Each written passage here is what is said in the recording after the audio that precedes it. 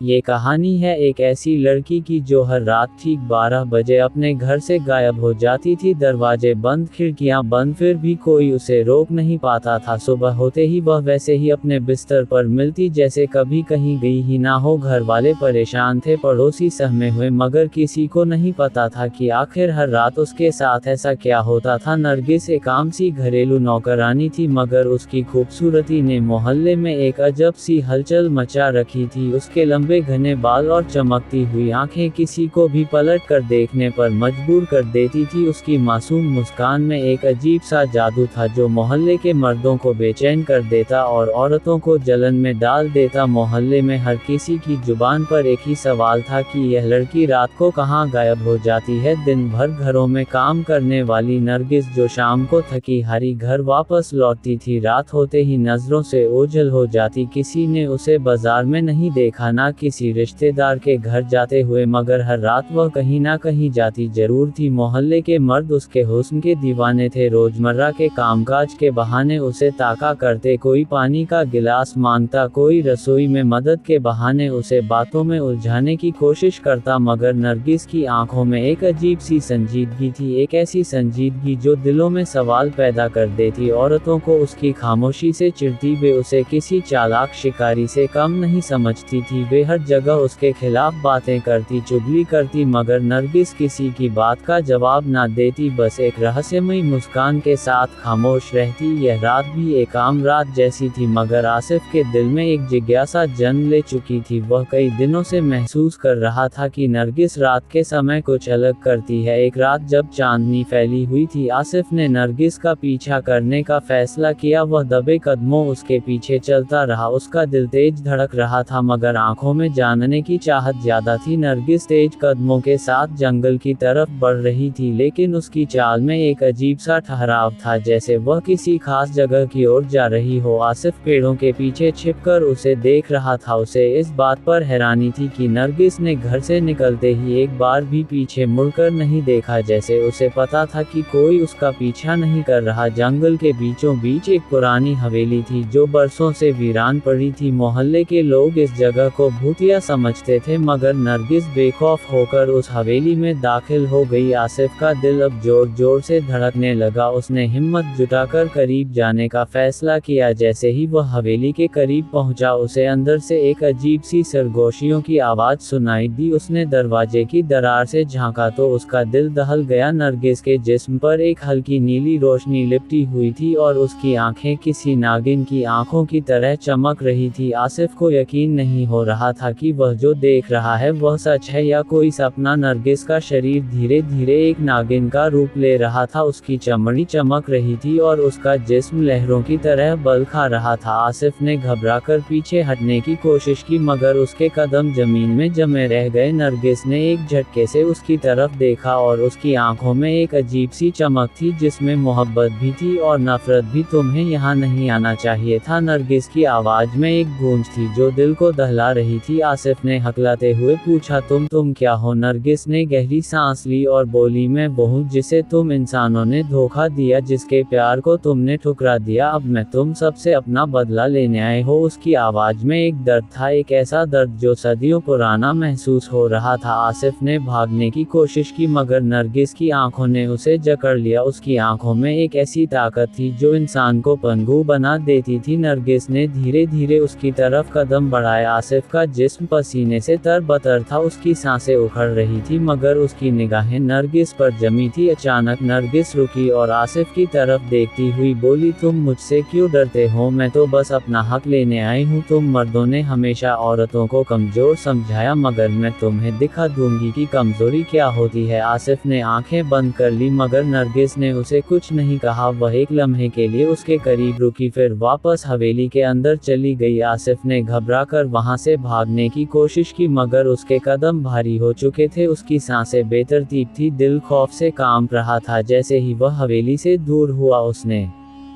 पीछे मुड़कर देखा, नरगिस की नीली आंखें अंधेरे में अब भी चमक रही थी, जैसे वे कह रही हो ये तो अभी शुरुआत है। नरगिस की रहस्यमय कहानी में नया मोड़ उस समय आया जब मोहल्ले का एक व्यक्ति, जिसे नरगिस की खूबसूरती का जुनून था, एक सुबह रहस्यमय हालात में मृत पाया गया। उसकी लाश गली के एक कोने में मिली, जहां खामोशी एक अजीब सी शर्त में बदल रही थी। मोहल्ले वालों ने जब उसकी तरफ देखा तो उसके शरीर पर गहरे जख्मों के निशान थे, लेकिन सबसे ज्यादा हैरान करने वाली बात ये थी कि उन जख्मों में सांप के डसने के स्पष्ट लक्षण थे। आंखें खुली, होंठ खुले और एक ऐसी खामोशी जो चीख से ज्यादा भयावह थी। लोग स्तब्ध थे कि आखिर यह सब क्या हो रहा है। गली के हर दरवाजे के पीछे सरगोइयों का एक तूफान मचा हुआ था। कोई कहता कि यह महज एक संयोग है, लेकिन ज्यादातर लोगों को यकीन था कि यह कोई आम घटना नहीं, अफवाहें जंगल की आग की तरह फैलने लगी। कुछ का मानना था कि नरगिस में कोई रहस्यमय शक्ति है, कुछ कहते कि यह किसी बुरी आत्मा या जिनका काम है। अजीबोगरीब कहानियां बनने लगी और नरगिस का जिक्र हर चर्चा के अंत में आ जाता। मोहल्ले की औरतें जो पहले ही उससे जलती थी, अब खुलकर उसके खिलाफ बातें बनाने लगी। कोई उसे बदचलन कहता तो कोई मनहूस। नरगिस जनाजे में शामिल थी और उसके चेहरे पर एक अजीब सा सुकून और गम की मिलीजुली भावना थी जो सबको हैरान कर रही थी। वह चुपचाप जनाजे के पीछे चल रही थी, लेकिन उसकी आंखों में कोई बेचैनी या डर नहीं था। कुछ लोगों ने उसे करीब से देखने की कोशिश की, लेकिन वह अपने जज्बातों को इतनी खूबसूरती से काबू में रखे हुए थी कि किसी को कोई शक नहीं हो रहा था। फिर भी उसकी खामोशी बहुत कुछ कह रही थी। रात के सन्नाटे में एक और घटना घटी। मोहल्ले का एक और मर्द जो नरगिस के करीब होने की कोशिश करता रहता था, उसे रात के समय नरगिस के साथ देखा गया। गली के मोड़ पर दोनों को धीमी आवाज में बातें करते हुए देखा गया, लेकिन फिर वे अचानक गली के अंधेरे में गायब हो गए। अगली सुबह वह आदमी भी गायब था, ना कोई सुराग ना कोई खबर। यह घटना मोहल्ले में सनसनी फैलाने के लिए काफी थी। फिर एक बूढ़ी औरत सामने आई जिसने दावा किया कि उसने नरगिस को अपनी आंखों से नागिन में बदलते देखा है। उसकी बात पर कोई यकीन नहीं कर रहा था, लेकिन उसकी आंखों में जो डर था वह सच्चाई की गवाही दे रहा था। वह कांपते हाथों से अपना दुपट्टा संभालती हर किसी को ये यकीन दिलाने की कोशिश कर रही थी कि जो उसने देखा है वह महज एक भ्रम नहीं था। लोग हंसते मजाक उड़ाते, लेकिन अंदर ही अंदर सबके दिल में एक अनजाना सा डर घर करने लगा था। नरगिस के चेहरे पर अब भी वही रहस्यमय मुस्कान थी। उसकी आंखों की गहराई में कोई ऐसा राज था जो सिर्फ रात के अंधेरे को पता था। मोहल्ले की गलियां जो दिन में शोरगुल से भरी रहती थी, रात के सन्नाटे में एक अलग ही कहानी सुनाती थी। नरगिस के अस्तित्व में छिपी यह कहानी अब सिर्फ सरगोशियों में नहीं रही, बल्कि एक भयावह रहस्य के रूप में हर दिल में जगह बना रही थी। मोहल्ले में एक नया चेहरा आया था, एक आलिम दीन धार्मिक विद्वान जो दूर दराज इलाकों में जिन और अन्य रहस्यमय घटनाओं को हल करने की ख्याति रखता था। लोग उसे इज्जत और डर के मिले जुले जज्बात के साथ देखते थे, और जब नरगिस के इर्द गिर्द घूमती इन रहस्यमय मौतों की बात उसके कानों तक पहुंची तो उसने इसे एक आम घटना नहीं समझा। उसने इस मामले को गंभीरता से लिया और अपनी जांच पड़ताल शुरू की। खामोशी से मोहल्ले के हर घर के दरवाजे पर जाकर सवाल करता, लोगों की बातें सुनता और उनके रवैया को परखता। लेकिन जब भी नरगिस का जिक्र आता उसकी आंखों में एक अजीब सी गंभीरता छा जाती। धीरे धीरे एक पुरानी कहानी सामने आने लगी। एक बूढ़ी औरत जो बरसों से खामोश थी, उसने एक रात रोते हुए बताया कि नरगिस कोई आम लड़की नहीं है, वह एक नागिन है जो सदियों पहले एक कबीले से ताल्लुक रखती थी जहां के नाग इंसानों की बेरहमी का शिकार हुए थे। गांव के जालिम मर्दों ने उसके कबीले के नाग को बेरहमी से मार डाला था और उसका बदला लेने के लिए नरगिस ने इंसानी रूप धारण किया था। वह यहाँ एक आम घरेलू नौकरानी के रूप में रह रही थी ताकि एक एक करके उन सबको मार सके जिनके पूर्वजों ने उसके कबीले पर अत्याचार किया था। ये राज जानकर मोहल्ले में एक अजीब सी शक फैल गई। लोगों के दिलों में एक सवाल ने जगह बना ली कि कौन अगला होगा। दिन के उजाले में नरगिस एक मासूम और गरीब घरेलू नौकरानी नजर आती थी। उसके चेहरे पर हया और आजिज़ी थी जो हर एक को प्रभावित करती थी। वह खामोशी से घरों में काम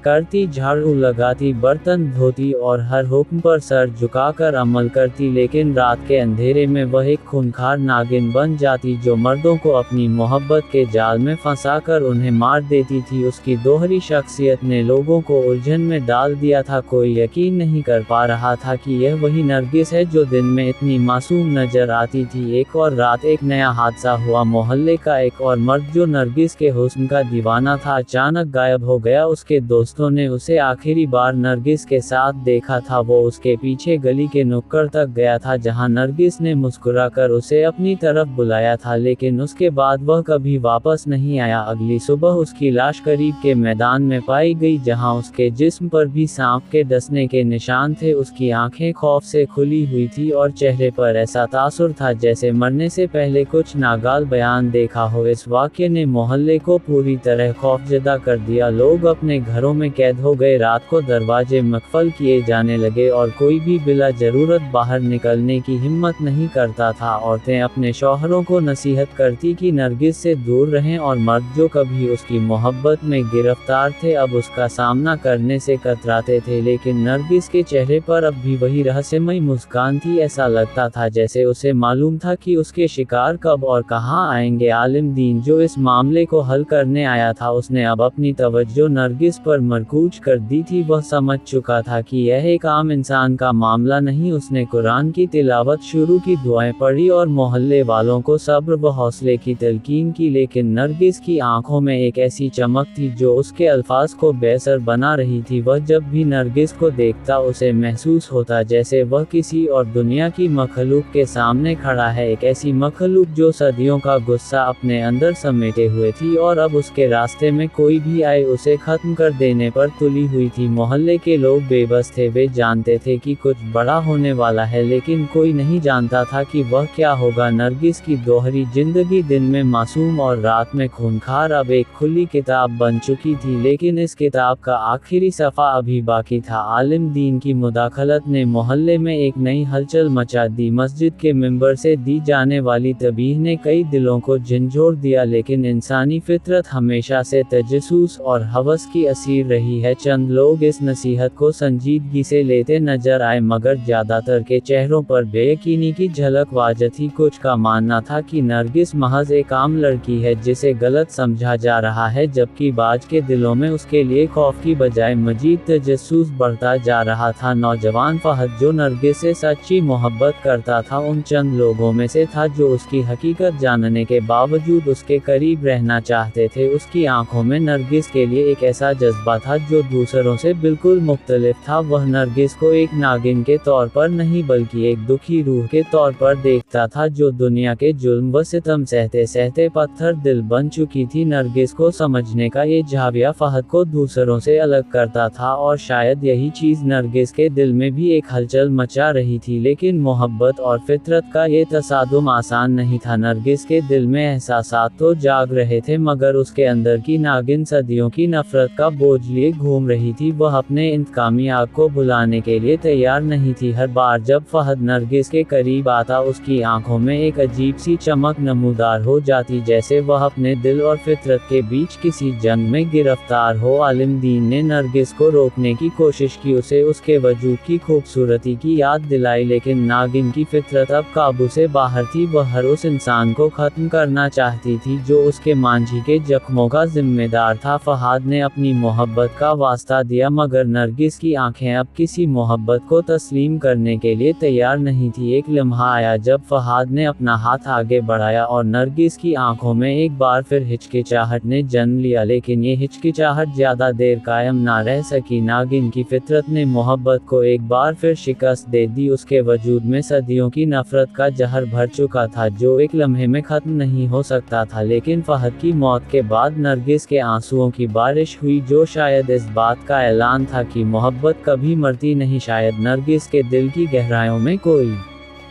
ऐसा दर्द था जो अब तक उसे जीने नहीं दे रहा था, और यही दर्द उसे बार बार इंतकाम लेने पर मजबूर करता था। नरगिस के दिल में एक तूफान बपा था। एक तरफ इंतकाम की सदियों पुरानी आग थी जो उसकी रगों में सरसराती हुई खून को उबलने पर मजबूर कर रही थी, और दूसरी तरफ मोहब्बत की वह नर्म गर्मी जो एक इंसान की कुर्बानी ने उसके दिल में रोशन कर दी थी, वह जो कभी सिर्फ एक अफरीद समझी जाती थी, आज पहली बार खुद को एक बदनसीब महसूस कर रही थी। उसकी आंखों में आंसू थे, लेकिन इन आंसुओं में गम से ज्यादा नदामत का आंसर था। वह मंदिर की उन शिकस्ता दीवारों के बीच खड़ी थी जहां उसका दिल पहली बार हार गया था। नौजवान की सांसें अभी थम चुकी थी, लेकिन उसके चेहरे पर एक सुकून था, जैसे वह मरकर भी जीत गया हो। नरगिस ने उसके चेहरे को अपने हाथों में थाम कर देखा तो उसकी आंखों में जो अक्स उभरा वह एक ऐसे शख्स का था जिसने नरगिस को एक इंसान समझा, एक दिल वाला वजूद जो मोहब्बत करना जानता था। ये लम्हा नरगिस के वजूद को झंझोड़ कर रख गया। वह जो खुद को हमेशा से नाकाबिले शिकस्त समझती थी, आज मोहब्बत की ताकत के सामने टूट चुकी थी। उसका कबीला उसे पुकार रहा था, उसके बुजुर्गों की आवाजें उसके कानों में गूंज रही थी, वापस आ जाओ, तुम इंसान नहीं हो, तुम उनके साथ नहीं रह सकती। लेकिन नरगिस के कदम जमीन पर जमने लगे थे। उसकी नजरें उस नौजवान की कब्र पर थी जहां उसके आंसुओं ने मिट्टी को भी नम कर दिया था। उसे पहली बार एहसास हुआ कि वह एक इंसान से ज्यादा कुछ नहीं चाहती थी। उसकी सांसों में जो सरसराती आवाज थी वह अब सिर्फ एक शौक मोहब्बत में बदल चुकी थी। मोहल्ले वाले अब नरगिस को एक अफरीद के बजाय एक बदनसीब रूह समझने लगे थे। लोग जो कभी उसके नाम से खौफजदा हो जाते थे अब उसकी दास्तान को हमदर्दी से सुनते थे। औरतें जो कभी उसके खिलाफ बातें करती थी अब उसकी कहानी सुनकर आंसू बहाती थी। एक कुर्बानी ने नरगिस को एक नई पहचान दी थी। नरगिस ने मंदिर की दीवारों को आखिरी बार देखा और गहरी सांस के साथ आसमान की तरफ देखा। तारे आज कुछ ज्यादा चमकदार लग रहे थे, जैसे आसमान भी उसकी कहानी को सुन रहा हो। वह धीरे धीरे अंधेरे में गायब हो रही थी, लेकिन उसका दिल रोशनी से भरा हुआ था। सुबह जब मोहल्ले वाले नौजवान की कब्र पर गए तो वहां आंसुओं के ताज़ा निशान मौजूद थे। यह इस बात का सबूत था कि नरगिस अब भी जिंदा थी, लेकिन अब वह इंतकाम की नहीं मोहब्बत की अलामत थी। उसके आंसू इस बात की गवाही दे रहे थे कि मोहब्बत ने बिलाखिर इंतकाम पर फतह हासिल कर ली। अगर आपको हमारी वीडियो पसंद आई तो मेरे चैनल को सब्सक्राइब करें और कमेंट बॉक्स में बताएं आपको कहानी का कौन सा भाग पसंद आया है। अल्लाह हाफिज।